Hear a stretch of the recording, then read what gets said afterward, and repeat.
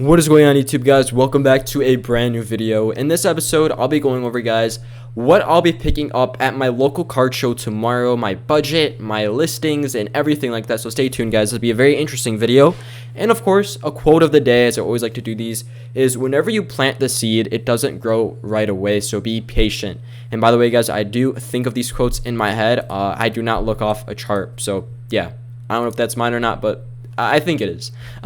As always, guys, if you want to go ahead and be part of a family, talk with me, have interaction, then what was I gonna say? I can't speak right now. Go ahead and join the Discord down below. We are growing rapidly fast, guys, and as I really do want to make it clear, right? This is not a Discord. This is really a community. We have so many great people in here, and it's just honestly awesome. And remember, I'm not a financial advisor, so take this for your own advice, and let's dive into this, guys. So, I do have a local card show tomorrow for privacy reasons. I will not be saying which one, obviously common sense stuff, but let's go over a few things I'll be looking to pick up for the prices I'm currently looking at to get them for. So, I will have, guys, a budget of 500 USD. Now, Pokesucks, that's it? 500? Yeah, guys, that's it. I mean, listen, I don't know about you, but I don't have thousands of dollars on Pokemon. I do just invest what I could, right?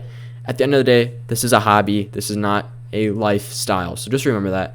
I'll be bringing 500. For some of you guys, that might seem like not a lot of money. For some of you, that might seem like a lot of money. To me, I'm calling that a blessing. I cannot complain. I'm very grateful to at least spend a certain amount of money on this hobby. Anyway, so first product we have up, guys, is Blooming Waters. I'm going to try to get them for 120 a piece, and if you've been watching my channel, this is no surprise. Why do I want Blooming Waters? Because it's the best 151 product right now in terms of the price to pack ratio, and I personally think this is a clearance sale, bro. Like, the fact that you can get Blooming Waters for such an affordable price, and more so importantly, the fact that you could get 151 for such a great price when we're seeing other products go for hundreds and even thousands of dollars. Pokemon Center ETB, by the way. So yeah, Blooming Waters, I think, is a great purchase right now. If we look at the past month, guys, we're actually starting to see a surge right now. In terms of pricing, could this be from my channel? Just maybe. But I've been really preaching this product the month of August. We see it came to an all-time low around 120, and now it's picking back up to 130. So hopefully, dude, I can get them for 120 a piece. Remember, here's a quick tip, guys. If you ever go and ever try to get a deal, make sure to negotiate. Because I can tell you for a fact, right? Because the listing says, 135, the seller or the vendor probably will go down to 130. And if I could get these Blooming Waters for 120, I'm gonna take that as an absolute W. 120 is a great price, and that will be a very clean price to pack ratio of $10. So that'd be awesome. Next up, we have Vivid Voltage. Now, this is a personal thing, right? I just like Vivid Voltage, and I think a booster box from Sword and Shield for such an old set for 220 is a great pickup. Regardless of the fact of the set quality, I understand it's not the greatest, but listen, guys, how old is Vivid Voltage right now? But let's check. I honestly have no clue. I think it's what? Let's check. Can it load? Okay, there we go. Nearly 5 years old, dude. This set is nearly 5 years old, and we still have a booster box for 220. That's why I like to invest into this stuff, and regardless of if it's a quote-unquote investment or not, you guys have to remember that booster boxes will do very well long term. Think about Rebel Clash, think about Sword and Shield base. The reason why people are able to pay, hundreds of dollars for these booster boxes is because they need them to collect the booster box era set, right? If they want every booster box from Sword and Shield, they're going to have to overpay for the ones that no one wanted at one point, and I think Vivid Voltage is a great example of that. People keep hating on this stuff. Oh, it's such a bad set, blah, blah, blah. And then look at it a few years later when this will be a, $1,000 booster box, because who's going to have it in their collection when no one wanted it?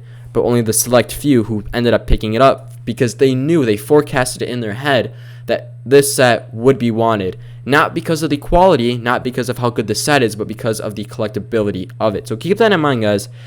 Here's a quick tip from me. Also, I could compare this to Darkness Ablaze, those other cheap Sword and Shield sets. I just wanted to go for Vivid Voltage right now because I do like the set personally. Next up, we have Astral Radiance Pokemon Center ETB, guys. I don't know about you, but I think finding a Pokemon Center ETB from the Sword and Shield era at around 125 a piece is a great investment. I love this box. I love how great aesthetically this looks right now. Darkrai on it, the purpleness, it looks freaking awesome. And we're starting to see so many Sword and Shield Pokemon Center ETPs past $200 right now. Silver Tempest, Lost Origin, Brilliant Stars is on the way, and I think Astral Radiance will follow that eventually. Again, guys, right? It's not about the quality of the set now. The market is more so focused on the age, the collectability of it. So just keep that in mind when buying Pokemon cards, more so moving forward. Next up, Scarlet and Violet base set booster box. Same premise here, guys. You know, Vivid Voltage, Darkness Ablaze, Scarlet and Violet base for $220. These are not the greatest quality sets. Valid, understood. But what you guys don't understand is that people will be needing this stuff. And I can 100% compare this to where's Sword and Shield base set. That is a $700 booster box right now. And you might be saying, what? Is it? Yeah, it is. Go check. $700 booster box for Sword and Shield base. And that is theoretically a Lost Origin booster box. And I 100% agree with you. Lost Origin is 1,000 times better. But the reason why people are willing to pay so much for Sword and Shield base is because no one has it. And whoever ended up picking it up can manipulate the market and charge ridiculously high prices because they know that the buyer is going to be willing to pay that price because they need it, right? I 1000% think Scarlet and Violet base will follow the footprints of Sword and Shield, hands down. Not a question. I think that you could disagree, but that's what I think.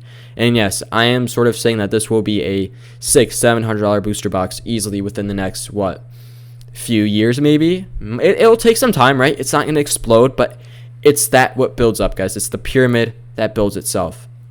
This was a $90 booster box at one point. It's crazy.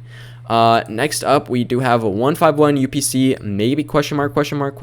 And yeah, the only reason why I'm so off the fence of this product, I get it. It's a great buy. It's a beautiful product, but spending all of my money on one product at a card show is going to be kind of depressing, right?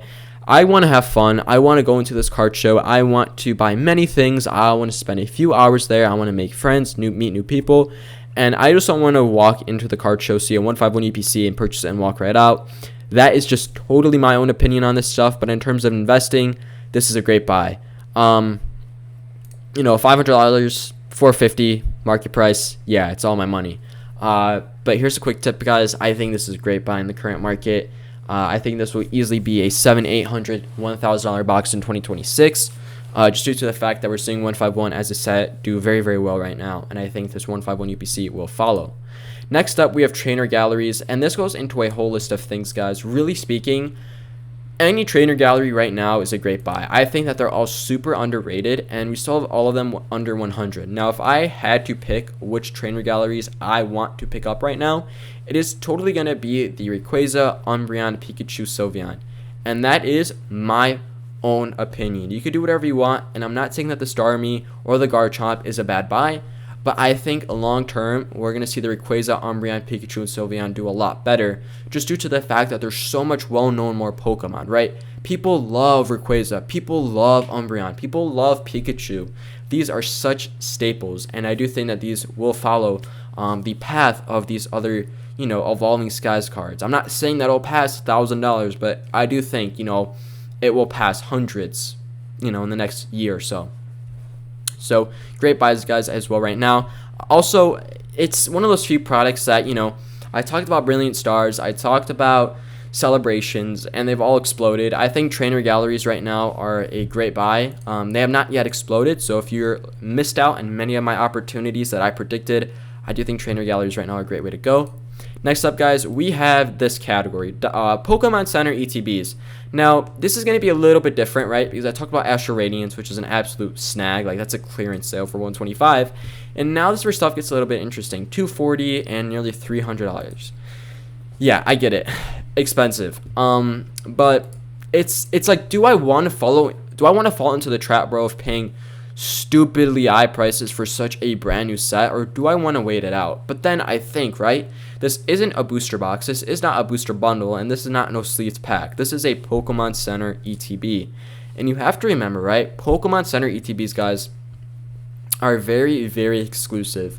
When they get released, when they get restocked, it tends to be 1 to 2 to 3 to even 4 times if we're lucky. And after that, the market decides its fate. And I think Destiny Rivals and Prismatic Evolutions are really the two solid buys. Now, hear me out.